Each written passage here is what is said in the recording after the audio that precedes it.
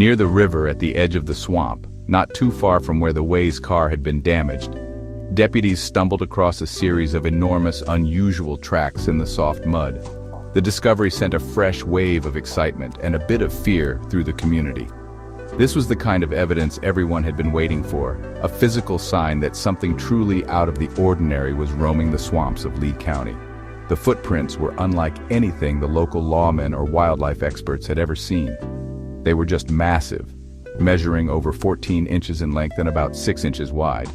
Each print showed 3 large toes, ending in what looked like marks from long claws that had dug deep into the mud.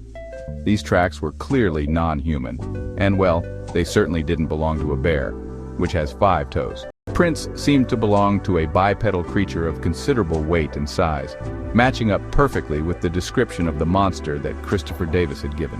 Sheriff Truesdale and his team carefully photographed the tracks and, realizing just how important they might be, decided to preserve them. They brought in experts to create plaster casts of the best impressions before rain or footsteps could ruin them.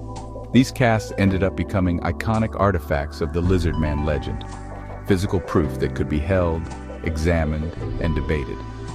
When word got out about the footprints, it really silenced a lot of the early skeptics.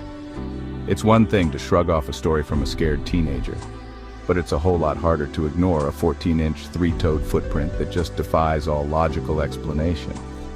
The casts gave a powerful sense of authenticity to the whole affair. The discovery of the tracks changed everything. The question was no longer just, did a teenager see something strange, but now, what is leaving these prints?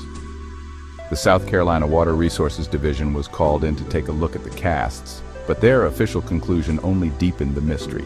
They said the tracks were unidentifiable and didn't match any known animal.